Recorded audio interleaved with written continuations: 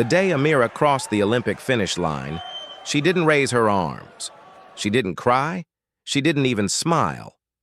She looked down at her gold medal, then at her feet, in custom-made shoes that carried her through the final 200 meters, and thought only of the first time she ever ran barefoot down the gravel path behind her grandmother's house, dodging broken glass and rocks, chased not by competitors, but by survival. 6 years ago, she didn't have running shoes. She didn't have a coach, or a track, or a crowd. All she had were legs that wouldn't stop moving, and a life that gave her no choice but to run. Amira's earliest memories were made of dust, heat, and movement. She was born in a forgotten corner of Mississippi, in a trailer that groaned in the wind and leaked when the rain came down sideways. The roads were more dirt than gravel, more memory than infrastructure, carved by generations of footsteps and the occasional truck that left behind clouds of red clay. There were no sidewalks, no playgrounds, no safe places to roam, only empty fields, sagging porches, and stray dogs that roamed like ghosts. Her home sat at the edge of a long-abandoned farm, just beyond where the paved road turned to nothing. That isolation was part of her world from the beginning, but so was motion. Amira didn't walk anywhere. She ran. She ran to get water from the well when the pipes froze, ran to the mailbox at the bottom of the hill, ran to catch the older kids when they teased her, and ran to the bus stop 3 miles away when the school system decided her house didn't qualify for pickup. She didn't run because it was a game or because someone taught her how. She ran because life required speed. She ran to keep up, to stay ahead, to get there in time. Her legs became engines long before she knew what a finish line was. When she was 6, she outran a neighbor's pit bull barefoot and didn't even notice the blood on her feet until her grandmother pointed it out. It was like that for years, raw survival disguised as childhood play. The trailer where she lived wasn't much, but it held together. Her grandmother, Ruth, held it together too. She raised Amira and 2 cousins on faith, fried cornbread, and a sense of discipline that didn't waver even when the lights went out or the cupboards went dry. Ruth had seen too much in her lifetime to coddle. She worked part-time cleaning hospital floors and spent the rest of her time trying to stretch government checks and grow tomatoes in dry soil. She had no time for pity, but she made time for structure. School was mandatory. Chores were expected. Lateness was not tolerated. Amira learned early that her value didn't come from noise. It came from how quietly and fiercely she handled struggle. Her school was a faded brick building with more broken windows than working computers. The classrooms smelled like mildew and pencil shavings. Teachers tried their best, but underpaid and overworked, they often looked as tired as the students. Amira sat near the back, not because she wanted to be invisible, but because that's where she could stretch her legs and daydream. Daydreaming was her only luxury. She didn't imagine castles or fame. She imagined movement. She pictured herself running across fields, through cities, past people who didn't know her name but couldn't look away. She imagined wind on her face and nothing holding her back. Those dreams filled the gaps where food, sleep, and certainty were often missing. By the time she was 10, Amira had learned to read the signs of a bad day, when the fridge hummed but stayed empty, when her grandmother's knees gave out halfway through mopping, when the cousins fought over everything and nothing. On those days, she ran farther, out past the cotton fields, past the creek that dried up every August, to the wide-open stretch of dirt behind the old barn. That space became her sanctuary. There were no whistles, no lanes, no rules, just earth and air and speed. She ran until her lungs burned and her legs shook. Then she walked home barefoot, covered in dust, her heartbeat still thundering like a drumline in her chest. That beat reminded her she was alive, that she still had control over something, even if the world didn't notice. Shoes were a luxury Amira couldn't afford regularly. When she had them, they were second-hand, handed down through cousins or bought from church charity boxes. She stuffed them with socks or newspaper when they didn't fit. When they broke, she wore them anyway, toes peeking through, soles flapping like loose pages in a book. The other kids noticed. Some laughed. Some stayed silent. A few whispered cruel things behind her back, but none of them could catch her when she ran. That was her quiet revenge, winning the unofficial races across the playground, darting past boys twice her size, outrunning embarrassment before it could settle into shame. Lunchboxes were rarely full. On most days, she brought a small plastic container with a peanut butter sandwich and maybe a bruised banana. Sometimes, there was nothing, but Amira never complained. She sat with the others, smiled when they talked, drank water when her stomach growled. Hunger had taught her patience. Poverty had taught her to move without making noise. She learned to observe before speaking, to think before stepping, to run when standing still felt like surrender. There was no track team in her school, no formal training, no structured competition. The few physical education classes she had were spent indoors, avoiding the Mississippi heat.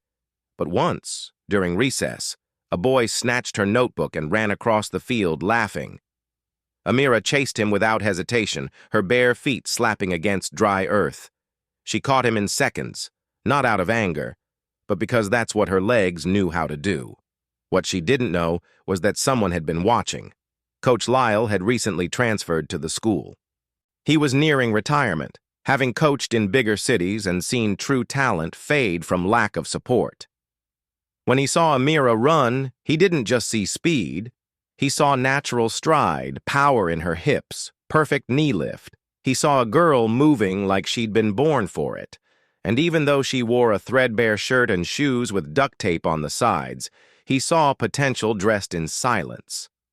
That moment began a shift.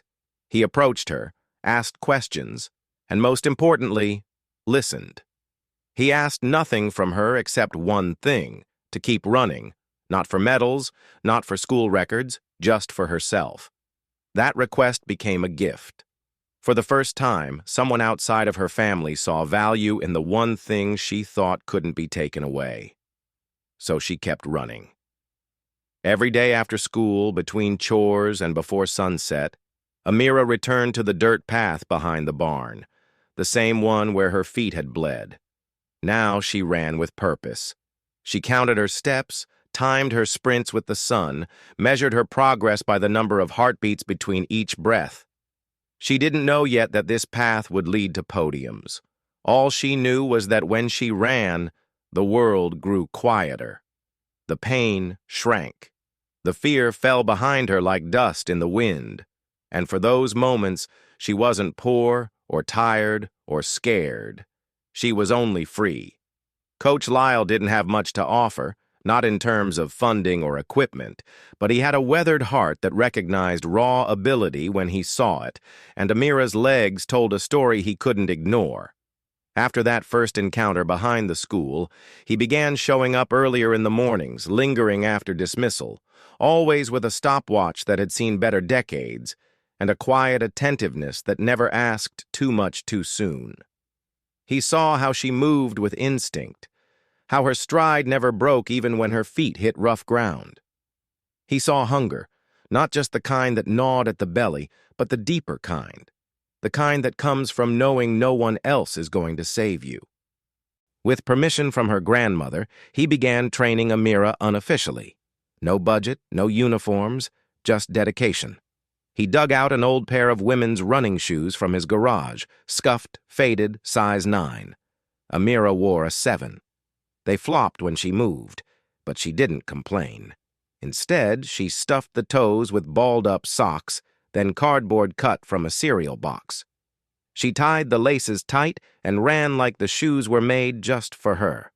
They trained in the early hours, before school breakfast was served, before the buses arrived. Amira would meet him by the field behind the school. There was no track, only dry grass and dirt. He measured out 100-meter segments with sticks driven into the ground, spray-painted faint white lines that would wash away after the first rain. He timed her with that old watch, the buttons sticky and the display foggy. It didn't matter. Amira ran. She always ran. Afternoons were trickier. She still had chores to do, washing dishes, watching the younger kids, helping her grandmother haul groceries from the bus stop. But after everything, when the sun began to lower and the heat softened, she'd lace up those oversized shoes and jog back to the field. Sometimes Coach Lyle was there, sometimes she trained alone. The rhythm of repetition became her closest companion. Stride, breathe, repeat. Stride, breathe, repeat. Word began to spread through the small town. There was a girl who ran like lightning, people said. A girl with skinny legs and tired eyes who outran the boys during gym class and never looked winded. Some dismissed it as gossip. Others came to watch. Most didn't know what to make of her. This barefoot child turned quiet phenom who didn't ask for attention, didn't post videos online, didn't seek applause. She ran like she had no other choice. At 14, she entered her first real race, a regional middle school meet in a neighboring county. It was held on a regulation track with real stands, digital timers, and athletes in matching warm-ups. Amira arrived in hand-me-down shorts, a white tank top with a number safety pinned to it, and the same oversized sneakers patched with new cardboard. She stretched in a corner, avoiding the stares of other competitors. When her heat was called, she stepped into lane 5 with no expectations. The gun fired. She exploded from the blocks. By the first turn, she was even. By the second, she was ahead. She crossed the finish line a full second faster than anyone else. Silence followed, confused murmurs, then scattered claps. The officials checked their timers twice. One of the other coaches filed a complaint about her shoes, claiming they were a safety concern. But the time stood. The win was hers. That moment changed things. Letters began to arrive from small colleges and athletic programs that had scouts at the meet. They didn't offer money, Amira was too young, but they offered possibilities. Clinics, summer camps, discount equipment. Coach Lyle helped her respond. They filled out forms, mailed back packets. A local church fundraiser bought her first proper pair of running shoes. She kept the cardboard ones anyway, tucked under her bed like a relic. At home, nothing changed. Her grandmother's health was beginning to fail. Diabetes limited her movement. The stove was breaking again, the fridge making strange noises. Amira took on more responsibility. She worked weekends at a diner off Highway 9, bussing tables, refilling water, bringing home leftover cornbread wrapped in napkins. She slept less, ate quickly, trained whenever time allowed. Her grades slipped briefly, then rebounded when she began using her breaks at work to study. She learned to read flashcards while on her feet, to write essays late at night after her cousins were asleep. Running was her passion, but education was her escape plan. She knew talent would open the door, but knowledge would keep it open. As the months passed, her training evolved. Coach Lyle introduced resistance drills using old tires and homemade harnesses. They watched VHS tapes of Olympic races he had recorded decades ago. They talked strategy, breathing, stride length. Amira absorbed it all like gospel. She won more meets. She began collecting medals. Plastic, aluminum, sometimes chipped, but she wore them proudly. She hung them on nails above her bed, beside photographs of her family. Every race she won brought whispers of scholarships, of scouts coming down to Mississippi just to see her. Still, she remained grounded. She helped her grandmother bathe, cooked simple meals when she could, and never once missed a shift at the diner. Some nights her knees ached so badly she slept with frozen peas taped to them. Other nights, she lay awake imagining stadiums filled with people screaming her name. Not out of vanity, but because it meant they'd finally see her. See where she came from. See that a girl with cardboard in her shoes could outrun destiny. The town began to root for her. Local businesses donated gear. Her school hosted a fundraiser to send her to a national qualifier. Her name began to appear in small headlines, local news segments, and bulletin boards. But with attention came pressure. Expectations weighed heavier than ever. Some teachers whispered that she wouldn't last. that girls like her always cracked, that when the spotlight hit, she'd blink. Amira ignored them. She had been overlooked, underestimated, and ignored her whole life. This was just noise, and she had long ago learned how to outrun noise. By 15, she was the state champion in the 400 meters, not just her division, overall. She broke records that had stood for years. Recruiters called the school office, eager to talk. Her grandmother, now spending more days in bed than on her feet, wept the day Amira brought home a letter from a major university offering her a full-ride athletic scholarship, pending high school graduation. She didn't cry. She just looked at the letter, then at the shoes she wore during the meet, mud-stained, fraying, still taped at the sides. She knew what they cost. She knew what it took to get here. And deep down, she also knew this was just the start. The transition from dirt roads to synthetic tracks happened quickly. One moment, Amira was running barefoot behind the trailer at sunset, and the next, she was stepping onto a university campus with banners flying above perfectly manicured lawns, where students wore matching sweatsuits and trainers greeted her by name. The scholarship had come through in full. A Division I school in Texas, known for its powerhouse track and field program, had scooped her up like a rare gem from the clay.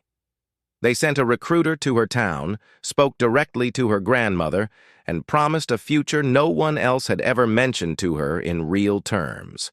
The paperwork was signed, and just like that, Amira had left Mississippi behind. Everything at the university felt like another world. The dormitories had central air and carpets. There were multiple dining halls, each with dozens of food options. Her athletic gear came in boxes with her name printed on them. Nutritionists measured her meals. Trainers monitored her recovery. The weight room was the size of a supermarket, and the indoor track had a digital timing system that calculated her splits down to the millisecond. No more spray-painted dirt paths, no more broken watches. For the first time, she was training under optimal conditions, and yet something inside her began to feel out of sync. She shared a suite with two other athletes, girls from places like Atlanta and Phoenix, girls who had been running on elite teams since they were 9, who had coaches, camps, and sponsorships before they were even teenagers. They were kind but distant, friendly in that transactional way that never reached warmth. Amira listened more than she spoke. Her accent, thick with southern grit, made her feel self-conscious. The gap between where she came from and where she had landed wasn't measured in miles. It was cultural, emotional, invisible, but suffocating. Training intensified. Practices were long, hyper-regimented, overseen by multiple coaches with clipboards and stopwatches. Amira's natural speed was honed into technical efficiency. They adjusted her form, changed her stride, reworked her breathing. They tracked every calorie, every minute of sleep. It was science now, not instinct. She complied, improved, succeeded. But with each race, each personal best, she felt something hollow growing in her chest. Running no longer felt like freedom. It felt like production, like she was a machine expected to perform, measured by her numbers, valuable only as long as she improved. Classes were difficult. Despite the support provided to athletes, Amira struggled to keep up with assignments. Her high school hadn't prepared her for the academic load. The reading was dense, the lectures fast-paced. She often stayed up late, finishing papers after double practice sessions. She missed phone calls from home. Sometimes days passed before she remembered to check in. Her grandmother's voice on the other end had grown thinner, fainter, and filled with pauses. Guilt shadowed her daily. In her sophomore year, she qualified for the NCAA Indoor Championships and placed second nationally in the 400 meters. Her name appeared on sports blogs, in campus newspapers. She was suddenly someone they recognized in the cafeteria. Someone asked for selfies after practice. Sponsors began circling. Free shoes, free supplements, influencer deals in her inbox. She posed for a few promotional shoots, smiled when told, wore the branded gear, but none of it felt like hers. At night, She stared at the ceiling of her dorm room, listening to the soft hum of the air conditioning, and wondered why success felt so lonely. She missed the nights in Mississippi when the air was thick and still, and the only sound was crickets and her own heartbeat. She missed the feeling of her grandmother's hands on her shoulder after a long day. Here, everything was polished, structured, perfected, and yet she felt more fragile than ever. Pressure mounted. Her coach expected a national title. Her teammates looked to her as the next Olympic qualifier. Every week brought another timed trial, another metric to beat. Injury loomed constantly. She began to notice a tightness in her hip, a twinge in her ankle, but she said nothing. Pain was part of the job now. Weakness wasn't tolerated, especially not for someone they were grooming for greatness. Her smile grew more practiced. Her eyes dimmed. She began to wake up with a knot in her stomach before every meet. Not from fear of losing, but from fear of not being enough, of not meeting the expectations stitched into every jersey they gave her. Her time stayed strong, but her love for the track eroded. She no longer ran for joy. She ran out of obligation, like a contract had been signed between her and the world, and breaking it would mean losing everything she'd worked for. And yet, deep down, she could feel the foundation starting to crack. The calls from home came less frequently. Her grandmother's health was deteriorating. Hospital visits became routine. Amira tried to stay focused, told herself she would return once the season ended. But life didn't wait. One morning, between a practice and a lecture, she received a voicemail. Her grandmother had passed during the night. Alone, quietly, her heart simply gave out. Grief didn't arrive like a storm. It came slowly, quietly, in waves. She attended the funeral over spring break, surrounded by cousins and old neighbors who looked at her like a myth. She didn't cry. She couldn't. Her body moved through the rituals, hugging relatives, saying prayers, but her mind stayed frozen in the knowledge that she hadn't been there. That the one person who believed in her when no one else did was now gone, and she hadn't even said goodbye. Returning to campus, the world felt dull. The track, once her refuge, now looked like a prison. The lines were too clean, the silence too sterile. She ran anyway, faster, harder, until her legs throbbed, but the pain didn't lift. Nothing lifted. She kept showing up because it was the only thing she knew how to do. Performance became survival again, but this time, there was no dirt under her feet, no wind in her face. Just expectation on top of exhaustion. By the end of her junior year, she had qualified for the Olympic trials. Her coaches celebrated. Her teammates cheered. Her name trended in college sports forums. But inside, Amira felt smaller than ever. She had reached the highest level she'd ever dreamed of, and yet she couldn't remember why she ever loved the sport in the first place. She stood alone on the track one evening, watching the sun dip behind the stadium. She remembered the field behind the trailer, the smell of dry grass, the sound of her grandmother's voice calling her home. That girl was gone, or maybe buried under layers of sponsorships, press releases, and highlight reels.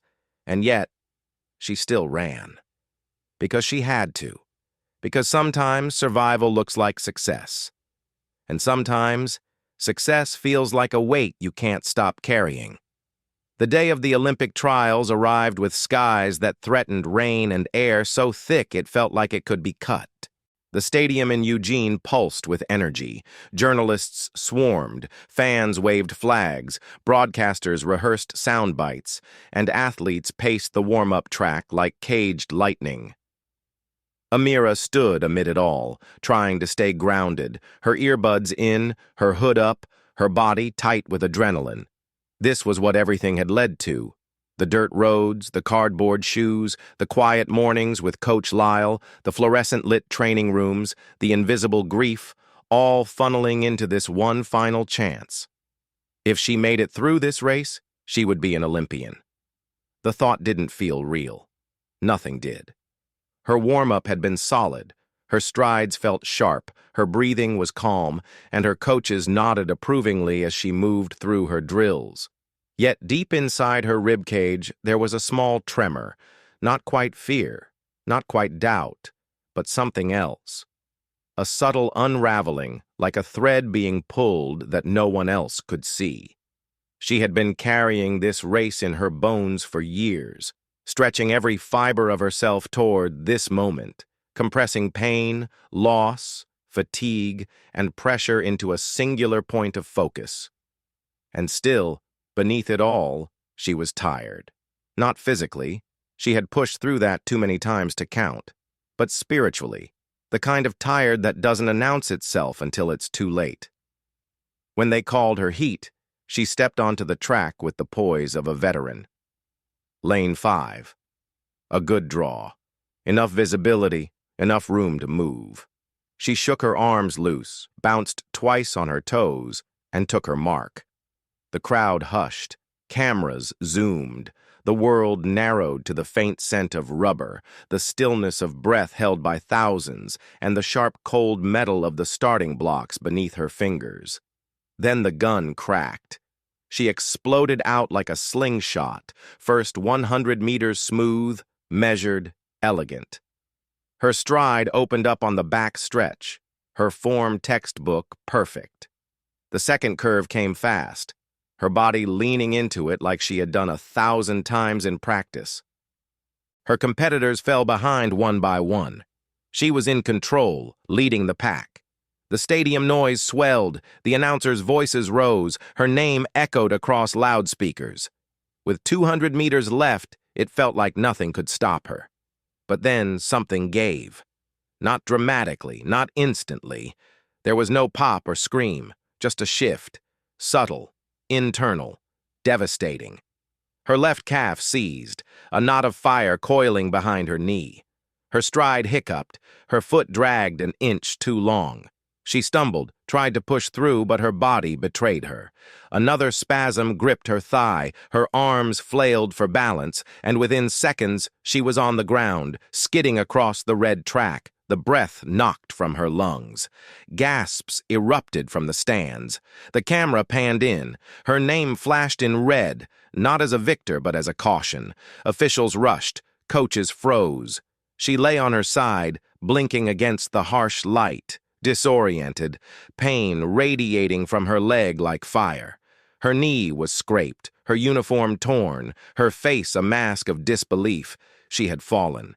Not just metaphorically, but publicly, violently, in front of the entire world. Time blurred after that. Someone helped her sit up, but she waved them off. Slowly, with shaking arms, she pulled herself onto her hands and knees, then onto her feet. She limped forward.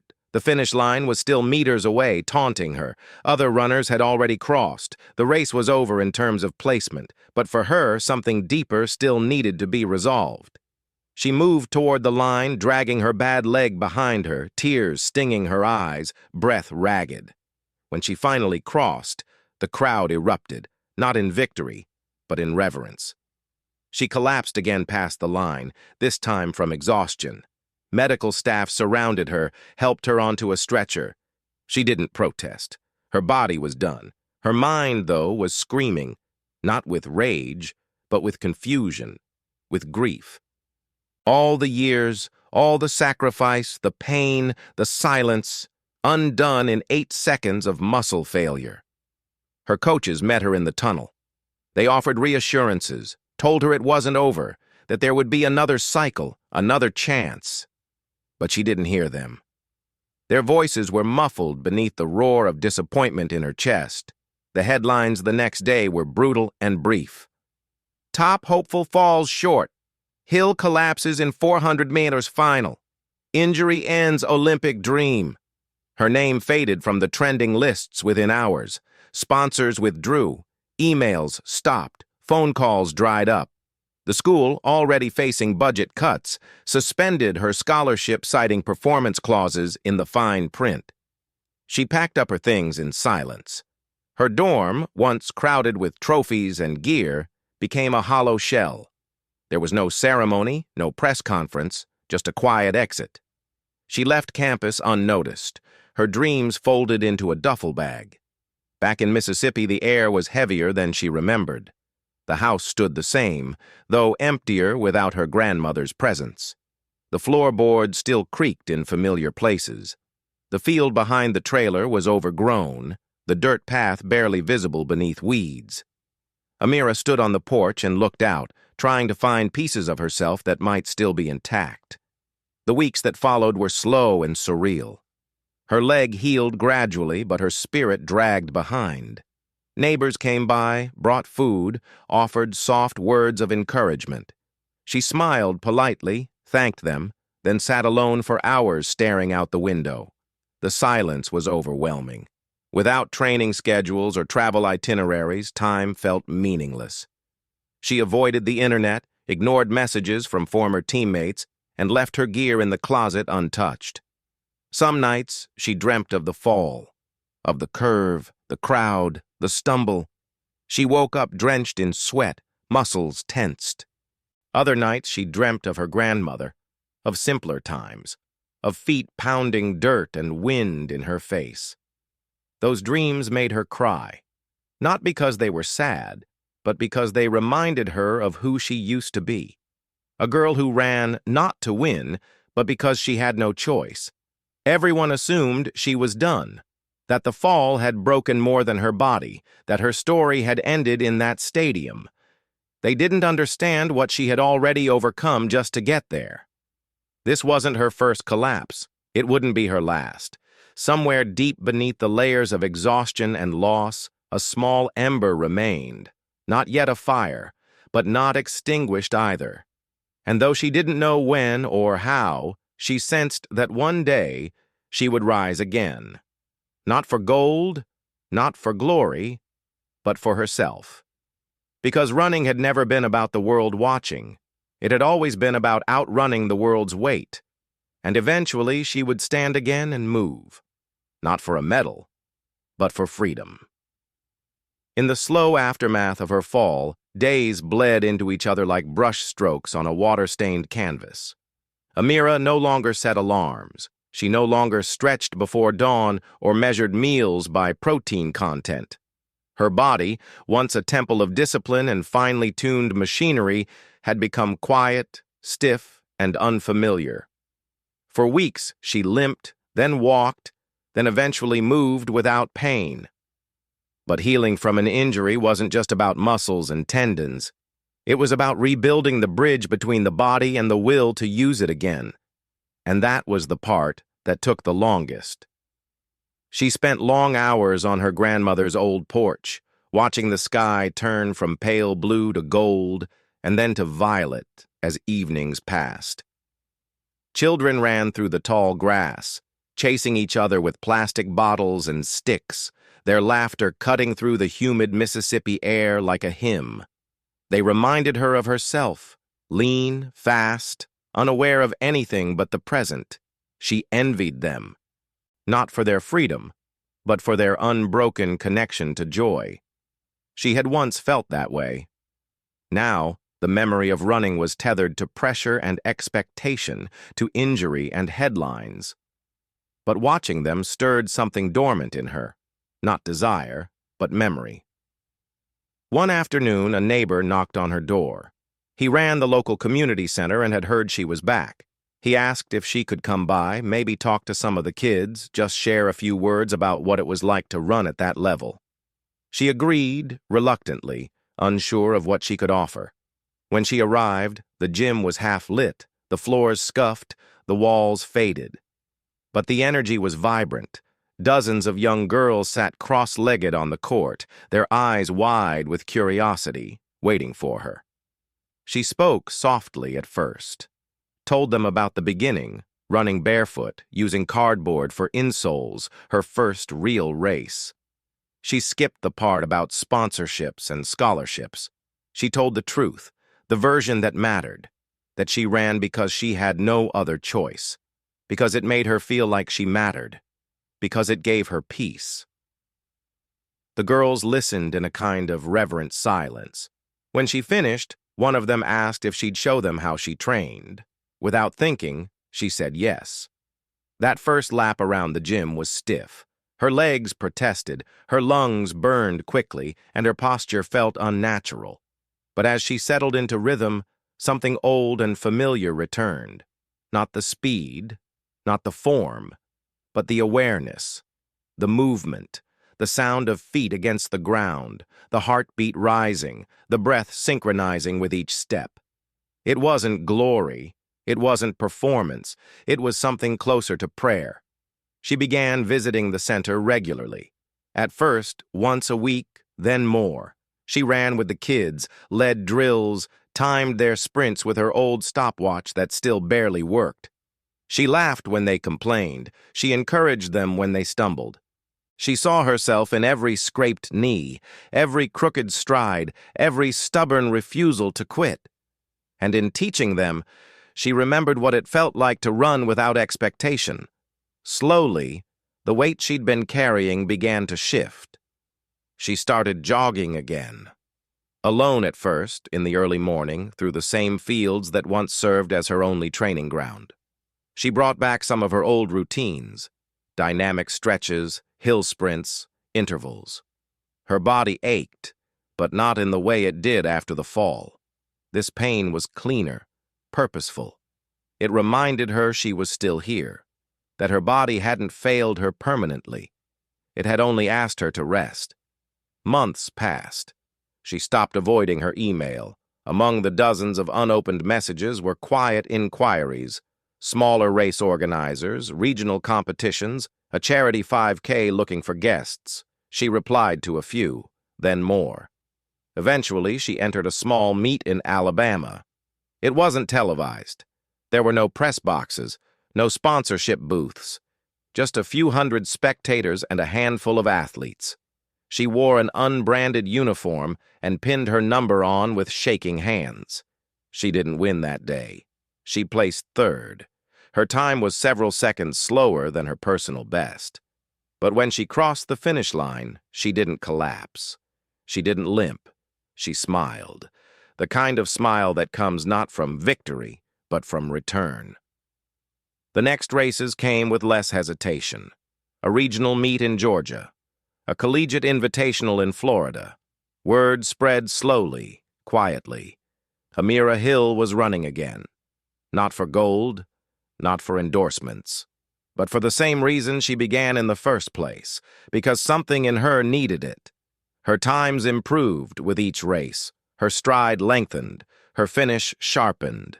But her pace wasn't the only thing evolving. Her perspective shifted too. She no longer felt like she was chasing something. Instead, she felt like she was moving towards something. Wholeness, maybe, or clarity. She stopped seeing running as a ladder to climb and started seeing it as a rhythm to inhabit, a way of remembering who she was when no one was looking. She reconnected with Coach Lyle, now long retired, living in a quiet part of Arkansas. They spoke for hours on the phone, trading stories, laughing at old drills, reflecting on the journey. He didn't pressure her. He didn't even ask if she was aiming for the Olympics again. He only said he was proud. That was enough. Still, something inside her stirred. Not ambition exactly, but unfinished business. She knew she had more in her, not just physically, but spiritually. The fall hadn't ended her story. It had paused it, taught her something the track never could. That identity doesn't come from medals or rankings or applause. It comes from endurance. The quiet kind, the invisible kind, the kind that carries you through the silence between victories. She registered for the Olympic trials again. This time there was no press, no expectation.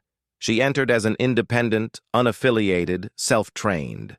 Her name barely made the heat sheets, but she arrived stronger, not just in body, but in mind. Her training had been unconventional, a blend of old drills, new techniques, and intuition. She listened to her body instead of pushing through it. She ate well, slept more, smiled often. On the day of the preliminaries, she walked onto the track with calm eyes. The sun was high, the crowd modest. She didn't stretch for the cameras. She didn't wave. She just stepped onto the line and waited. When the gun went off, She moved like water, fluid, measured, fearless. She qualified for the finals. Then the next day, she ran her fastest time in nearly 3 years. When she crossed the finish line this time, there was no fall, no injury, no stumble, just clarity. And for the first time in a long time, Amira didn't run to prove anything to anyone. She ran because her body could, because her spirit wanted to, because the act itself had always been enough. And as she stood beneath the scoreboard, her name glowing on the list of qualifiers for the Olympic Games, she didn't feel triumphant. She felt steady, rooted, like someone who had returned not just to the race, but to herself. In Tokyo, the air was thick with purpose. The Olympic Village bustled with athletes from every continent, all walking embodiments of discipline and sacrifice. Amira arrived without a coach, without a team banner or a press entourage. She carried her own bags, checked herself in, and trained quietly on the outskirts of crowded practice sessions. Her uniform was standard issue, her shoes unbranded. Her name was printed in small font in the official programs, tucked between profiles of national champions and medal favorites. She didn't mind. She hadn't come for attention. She had come for closure. The Olympic track gleamed beneath the lights like polished obsidian. Each lane was a runway, every meter a monument to years of repetition. The stadium loomed enormous around her, echoing with footsteps and foreign languages, with anticipation and memory.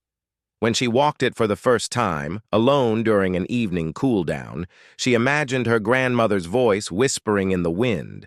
This was the farthest she'd ever run, not in distance, but in becoming. From the cracked dirt behind a trailer in Mississippi to this sacred stage of human achievement. The night of the women's 400-meter final, the stands were only partially filled. Pandemic protocols had thinned the crowds, but the world was watching through screens. Back home, families gathered in living rooms. Kids stayed up past bedtime. Somewhere in Mississippi, children sat on hardwood floors in front of flickering TVs, seeing her name appear on screen and maybe, just maybe, believing something new about their own futures. She was assigned Lane 8, the outside lane. No one to chase. Everyone behind her. It was both a blessing and a test. In Lane 8, you must trust your own rhythm. You run blind, with only the sound of feet closing in to guide your urgency. It suited her. She had spent her whole life running without a view of what lay ahead, trusting the road, trusting her body, trusting herself. As she stepped onto the blocks, she didn't feel fear. She felt gratitude. Her body, battered but rebuilt, stood ready. Her mind, once clouded with grief and pressure, was calm. She inhaled the silence before the gun, the hush of expectation, the breath before the storm. Then the crack, sharp and sudden, and she moved. The first 100 meters flew by. Her stride was smooth, compact. Her arms swung like pendulums in perfect balance. She didn't think about form or split times. She just moved. The second 100, around the curve, brought the rhythm. Muscles loosened, lungs opened. She could hear footsteps now, faint echoes closing in, but she didn't look back. She never had. The third 100 was where most runners started to fade, where lactic acid clawed into thighs and doubt crept in like a thief. But Amira surged. She remembered the nights she ran hungry, the mornings she ran on cardboard soles, the funeral silence, the fall, the rise. She remembered everything. By the final straightaway, the race had become a blur of movement and noise. The world slowed around her as her body hurtled forward. Her legs screamed, her chest burned, but her mind was steel. She dug into the track with every ounce of will remaining, the line drawing closer, the weight of years narrowing into this last stretch. And when she crossed, first, unmistakably first, there was no leap, no scream, no arms thrown skyward. She simply stopped running, stopped escaping, stopped carrying what she no longer needed to carry. Her chest heaved with exhaustion, but her eyes remained dry. She had no tears left, only silence. The kind that follows a lifetime of movement. The kind that speaks of peace. Officials swarmed, cameras zoomed. A medal was placed around her neck. Gold, heavy, gleaming in the Tokyo lights. She looked at it, touched it with the tips of her fingers. It was real. But even more real were her calloused hands, her bruised feet, the invisible miles etched into her bones. The medal was a symbol, but she knew better than most that symbols can be shiny without holding weight. What mattered wasn't around her neck. It was in her heart, her blood, her dirt. She returned home weeks later to a hero's welcome, though she never asked for it. There were banners, cameras, school assemblies. Streets were lined with signs. Local news aired documentaries. They wanted to tell her story, but she knew most of them only understood the headline. They didn't know the rain she'd run through, or the way it felt to fall in silence, or what it meant to find your soul in the act of standing again. She gave a few speeches, mostly for the kids. She spoke softly, with purpose. She didn't promise dreams were easy. She didn't say hard work alone was enough. She told them the truth. That pain teaches, that failure reveals, that running doesn't make you strong, but choosing to run again does. She declined most sponsorship offers. Instead, she used the money she'd quietly earned through a small brand deal to build something lasting. Behind her old school, on land no one had claimed in decades, she broke ground on a community track. Not a stadium.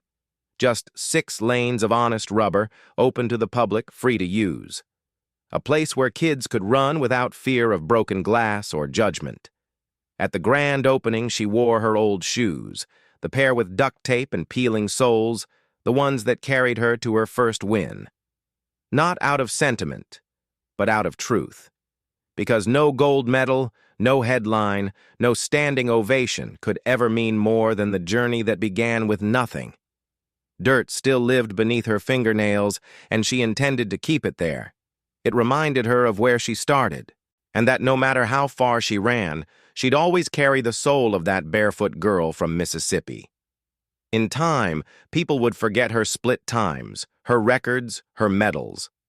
But a generation of girls would remember how she made them feel, not with words, but with footsteps. Quiet, steady, relentless. A reminder that greatness doesn't come wrapped in comfort. It comes from movement born in struggle.